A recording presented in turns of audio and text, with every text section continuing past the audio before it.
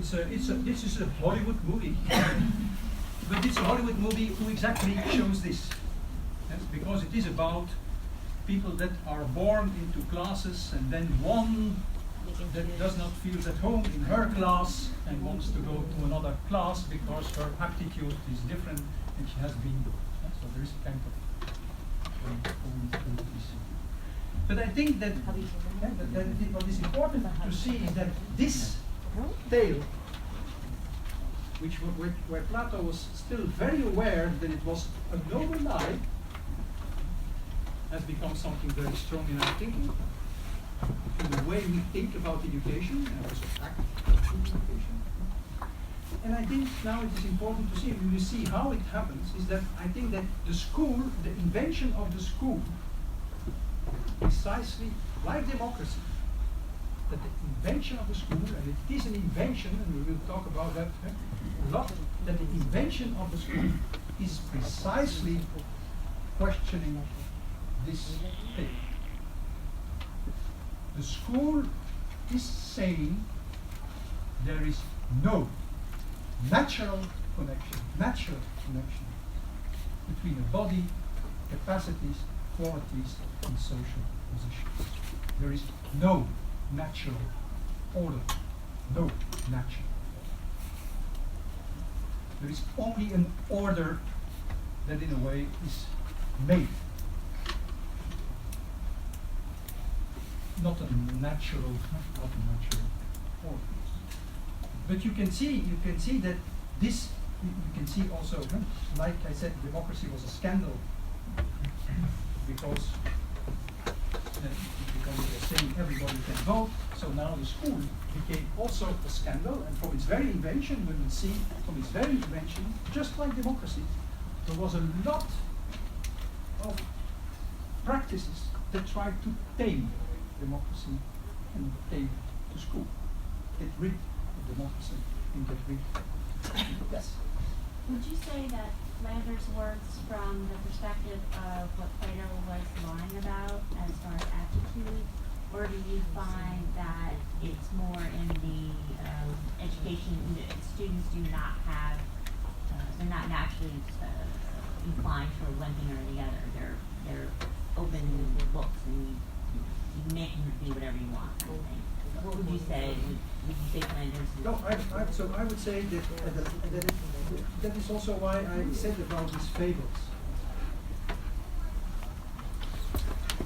Our thinking, and our thinking of course related to our doing, our thinking is has always something of a fiction. It's always related to some fiction. So, and the fiction, this fiction is one fiction. It's a fiction. There is also another fiction possible. That's, I think, the fiction of the school. It's also a fiction. But is the fiction in the sense, so not in the sense of false, not in the sense of simply false. It's a way of disclosing, in a certain sense. So here in a certain sense, here in a certain way. But I think the school, just like democracy, that was a standard. So democracy was saying, it was in a way, it's also going in a certain way to what we often think. That often think, I mean also what we often think is, for example, today in Belgium, a lot of problems with making a federal government.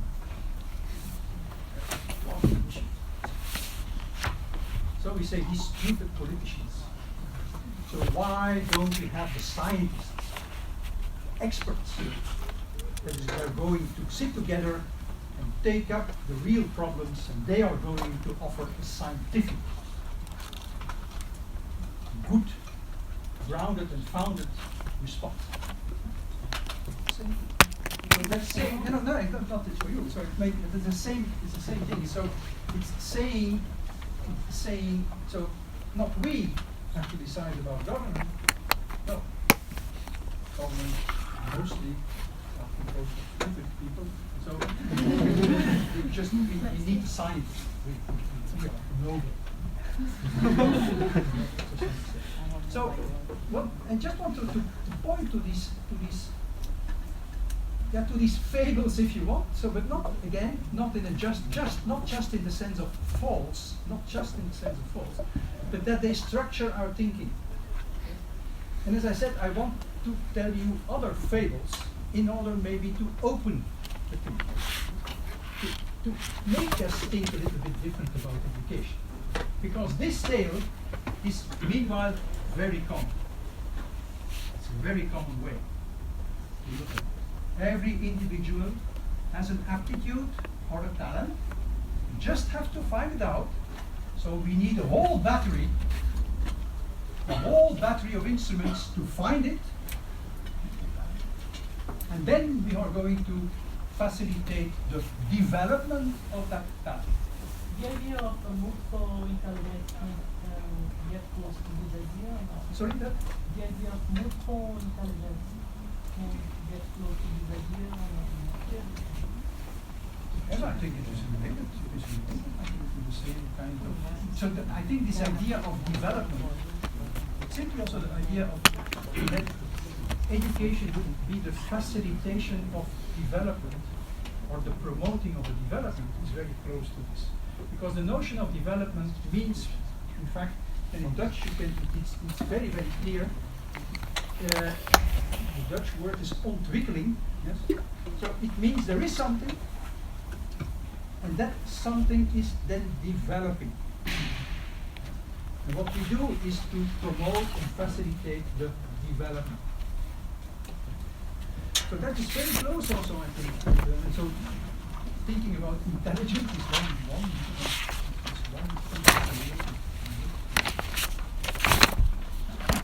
But you mentioned that school denied this theory, and the school basically states that no one is tailored by nature, but still is actually doing that. Is like looking for what every person is good at. So isn't that like a contradiction in the school? I didn't understand the precise question. So I said that still today there is very strong. We are. I think this way of thinking is very strong. It's very strong. But what I'm going to try to develop with you in the coming weeks is to try to think about school differently. And the first thing I say now is that the school is questioning this. If it is a school. Very often I think today the school is no school at all anymore. But if it is a school, then the assumption, the starting assumption is precisely the opposite of this. It's to say there is no natural connection between a body, qualities, capacities, and social position. This connection is never natural. Again, it's an assumption. Eh? It's not a truth in the more usual sense of what we say that this is true. This is true. But as you have heard here, this is also not true in that sense. This is also a fable. It's also a tale. Something that forms our thinking. The second tale is also one that is also in the same book. The second tale is the one that you might know also, maybe also in an indirect way. That's the tale of the tale of the cave, and you have normally you have the text. I think at least the paragraph where he is explaining that. If you don't mind, I will read the first part of it. So that's starting like that, but I will read it. But you can, at the background, when I read it, you can look at this image. It's just one of the images. If you put in on the internet, if you in Google you say the tale of the fable of the cave or Plato's cave, the cave, you find thousands of ways in which they are sketched. This is the situation. And so I read part of that, and so try to be attentive to what he's saying, because he's explicitly saying that this is about our condition, our human condition. This is how we have to think about our lives and our condition. Next, said I, compare our nature in respect of education and its lack to such an experience as this.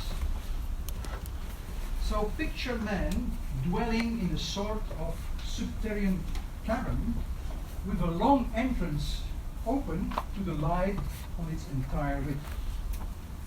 Conceive them as having their legs and necks feathered from childhood, so that they remain in the same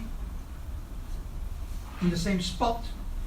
They are only able to look forward, and they are prevented by the feathers from turning their heads. They cannot turn their heads. Picture further the light from a fire burning higher up and at a distance behind them, and between the fire and the prisoners and above them a road along which a low wall has been built, as the exhibitors of a puppet show have partitions before the men themselves, above which they show the puppets.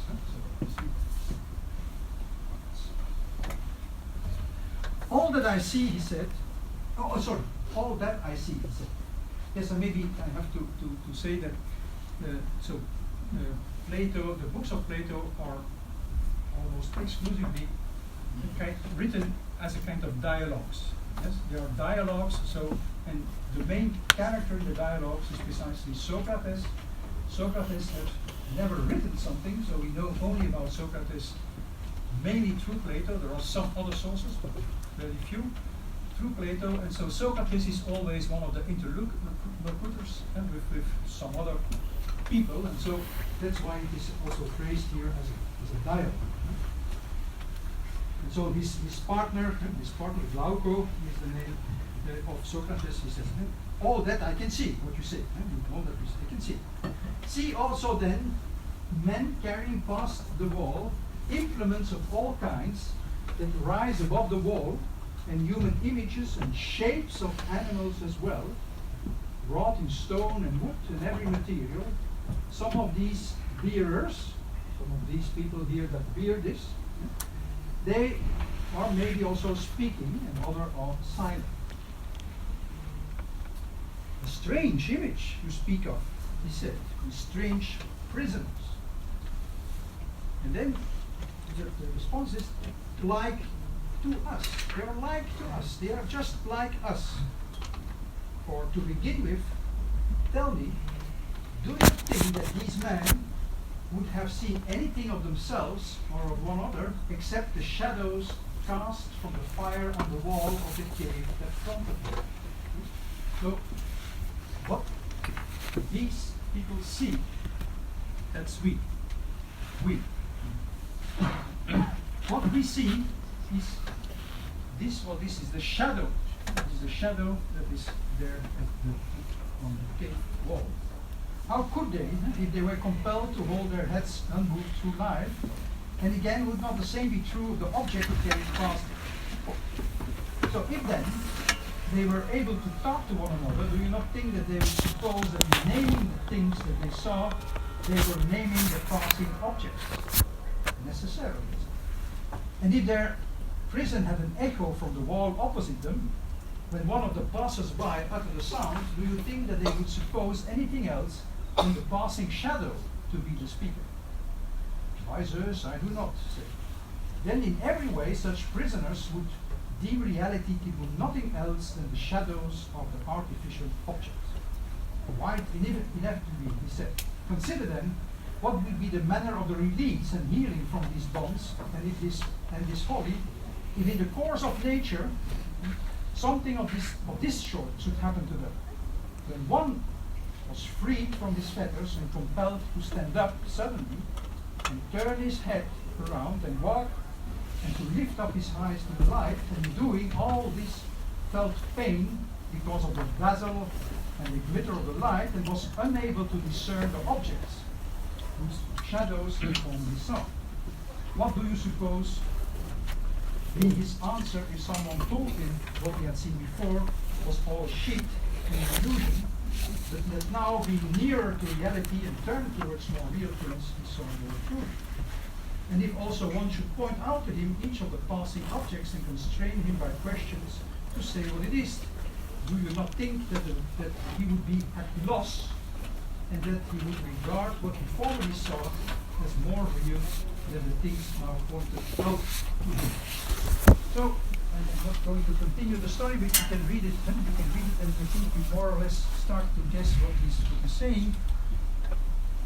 So, we are here, we are imprisoned in illusions. We think that we see the real things, but we don't see the real things. The real things, so if we for a moment think that this is a sheep, of course this is not a sheep. This is an artificial image of a sheep. Something. The real sheep is here. The real sheep is outside. What we see is the shadow, not even the shadow of a real sheep, but the shadow of a sheep that is made by artists who made something here, and we see the shadow of this on the wall. So we live in illusions. We all live in illusions. We take for truth because we are imprisoned, okay, in the darkness. We live in the darkness. So we live in untruth, not in the real world. The real world is empty. And he says that what do we need for the real? To get access to the real, we need a philosopher. What is the philosopher? The philosopher, and Plato in his story, if you are going to read it, you have the whole text of that story. It's not published. 1.5 page, 2 page. You will see that he's not explaining at any moment how that guy or where that guy comes from, or how he got unchained. Just saying, imagine at some point somebody got rid of his chains and get out.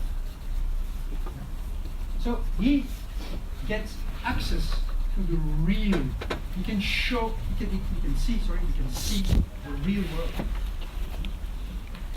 He can see the real world. That's the philosopher. But then the philosopher, at some point, and I'm not going into the reasons that Plato is giving for that, then at some point this philosopher is going back into the cave. Why is going back to the cave? Well, what he's going to do in the cave is to go to free the others. That means he's going to bring you to the light. So you all, I'm sorry, you live in illusions. You think that you know something, but you are ignorant. You are ignorant. You think that you know something, you need me, the philosopher, in order to take you out of the cave and to let you see the real world. I will show you. Yes? And here also we have the taking by the hand, not the pedagogue, I will come back to that, the philosopher. The philosopher is taking you to the light. He is enlightening you and liberating you because he's bringing you to the real world. Plato is explicitly saying that this is what education is about. Education is going from ignorance to knowledge, but the image that he's giving for that is going from the dark to the light. And what you are doing is that you are turning around. It is a conversion. I'm looking like that, and looking wrong. I have to look like that. I have to turn. I have to turn, and I have to grow out to see. And I cannot do it by myself. I need the philosopher. I need the one who has seen the real world, who knows. So again, I don't know. Again, I think it's a very, to a certain extent, a very common flaw. This idea of we live in ignorance, we need somebody to show us the way out of ignorance, which we often see as going from the dark to the light. Again, a fable. It's again a certain fable, it's a cave fable that describes our human condition, as one of prisoners. We are imprisoned. That's our condition. We are imprisoned in what we think is true. But it's only an appearance, it's an illusion. So that's how, that's according to Plato, our condition, yeah? Who built the wall? Sorry? In the fable, who built the wall? Where did the wall come But from? he's not saying anything. So he's just saying what I say now. So it's not much more. So he's not much more giving. So the only thing he's saying is that, or one of the more things he's not saying, which you can read it, is also, of course, if the philosopher comes back from the light and he comes into the cave, then he goes from the light into the dark. So then he will be like that. He is not used to the darkness. And those who are sitting there in the darkness and are used to the darkness, they will say, there is this stupid philosopher. He does not know what real life is. He's stumbling around. He cannot see what is real. Because we can see what is real and he's stumbling. So we don't have to believe that philosopher. It's just stupid guy. You see that he's stupid. He cannot do what we all can do in here. So the light, and also the opposite. So if you turn around, if you have to go out, first of all, it will hurt. You will go from your eyes who are accustomed to the darkness, you will go to the light, so that will be painful. So we're not going to do that, it's painful. So again here, this is a fable. This is a fable also in the sense that it is a story, but it is a story related to an image. Story to word and image. So think a little bit about these stories, these two stories, because they are very strongly present in our educational field. Very strong. Education is about enlightening the ignorant. Education is about promoting the talents of every individual. Very strongly present. So, and I'm not doing it today anymore, we're going to stop it today.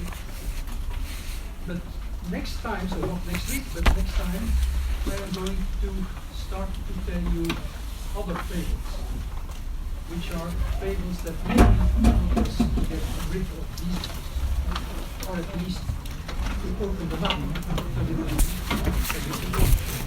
So it could be the fable also of the cave, but in a different way. It will be the fable about the invention of the alphabetic script. It will be a fable about the table. The fable, it's interesting to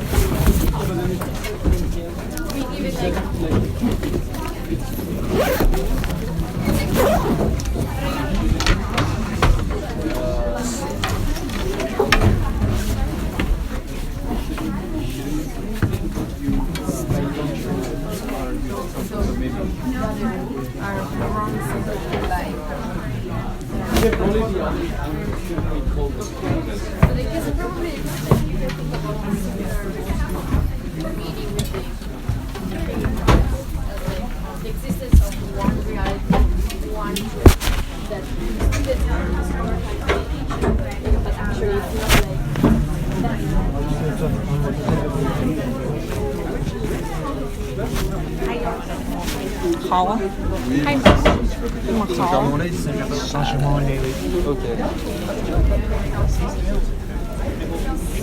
Kể về không? Hướng nào cũng ra được. Cảm giác là thầy không expect mình nghĩ được nhiều hơn những gì thầy nói.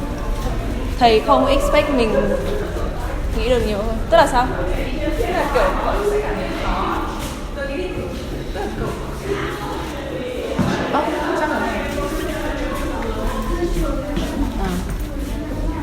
không phải là khó. Thường thì tôi thấy cảm thấy khó là khi mình thấy là expectations. Thì cô nghĩ mình sẽ làm được cái này mà turn out là không làm được ấy. Nên là khi mà không, tớ đang không phải là khó, tớ thấy hôm đầu là thầy nói về chuyện gì đấy. Hôm nay tớ đi ra ngoài kia, thầy bảo gì? ở cuối kỳ thi Euro Thế rồi à? chuẩn bị 1 tiếng, một tiếng Vậy và à? chuyện với thầy 15. 1 tiếng là sao? Chuẩn bị trước Trong 1 tiếng chuẩn bị. Xong rồi vào nói chuyện với thầy của 15 phút. Vậy này. Gì nữa? Thầy nói với cái điện thoại. Có câu hỏi trước không? Có, tất nhiên rồi, tức là cái lúc mà chuẩn bị là lúc ấy có câu hỏi rồi. Tức là kiểu sẽ được viết một cái giải như đấy. À không, mình đã từ trước đấy cô. Trước đấy tức là sao? Đấy phải đi đằng này. Đúng này. Đấy là xe đằng này. À thế à? Lấy xe của tớ. Tức là ý thầy là lúc mà đến giờ thi đến vào giờ thi. Bây giờ trước đấy thì có kiểu ngân hàng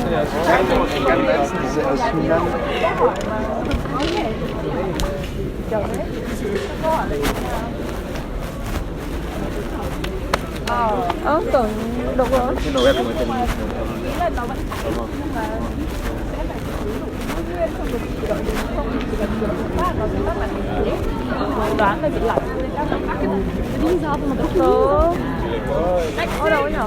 Tớ đi nhầm vào cái lấy xe rồi. Đây là cái chỗ tòa nhà mới. Tớ đi mua này.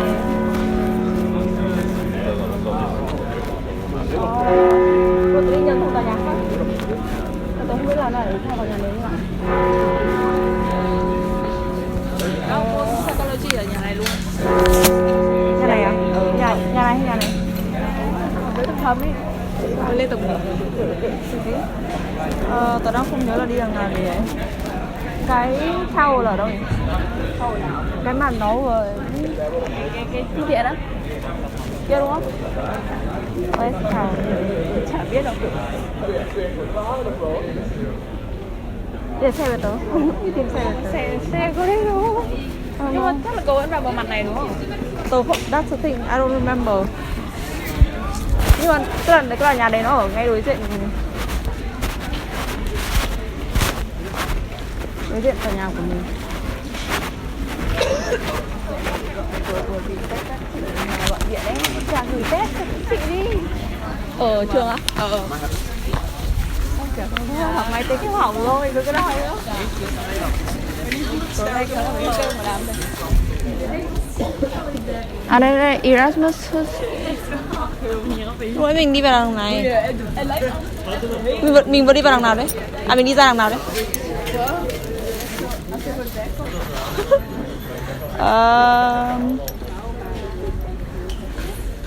Bình tĩnh, tôi nhớ lại xem tôi đã nhớ là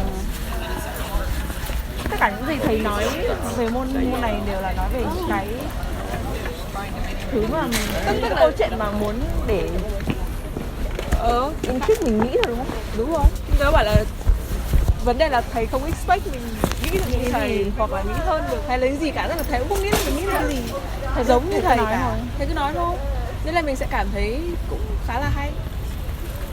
Với cả có một cái mà tớ phát hiện ra là mặc dù thầy đưa rất là nhiều compulsory reading nhưng thầy không, gần như là kiểu không có yêu cầu mình phải đọc trước ấy. Có vẻ Ví dụ như hôm nay thầy đọc truyện bản thân mình luôn. Và đấy là một kiểu rất khác ấy. Nếu như mà thường thì khi mà nó giống như kiểu là khi mà được ra đọc trước một cái gì thì mình sẽ nghĩ theo một hướng, mình sẽ interpret theo một cái gì đấy, và khi mà mình gặp giáo viên mình sẽ kỳ vọng là những gì mình interpret sẽ giống như nghe đi. Nhưng mà đấy là lý do vì sao mình đôi khi cảm thấy rất là khó bởi vì mình không interpret được, hoặc là kiểu những cái gì mình nghĩ tới nào nó tức là tất cả những gì mà thầy nói ấy, có một kiểu thầy không, bởi vì chắc là tớ cảm giác khó thích nốt với những gì thầy nói. Đấy, đúng là cứ nghe mà thích nốt thôi, nhưng mà kiểu không biết thân đất nói như thế nào. Thế là về với thân đất được thầy nói có một số đoạn là cuộc sống của về ý là nghe thì hiểu đấy, nhưng mà không biết theo cái tơ của thầy được, không biết thì học biết cái tơ của thầy không phải thứ mình đọc lại mới hiểu được ấy. Đúng rồi. Có những cái không hiểu và không nốt được, tức là không hiểu mối quan hệ giữa hai thứ thầy vừa nói là gì rồi. tòa nhà này là cậu đi thẳng chỗ này xuống là sẽ đến cái tháp Tòa nhà đấy đồng hồ. tớ tưởng đấy là cái tháp. Ý là cái thư viện này tớ chỉ biết có một cái thư viện thôi, không có tháp đồng hồ thì tớ có vấn điện thoại không? Có. Đây thế thì bật lên. Nhưng ý là cái lúc mà cậu gửi xe thì cậu có thấy cái tòa nhà như thế này không? Hay là cậu thấy tòa nhà nào?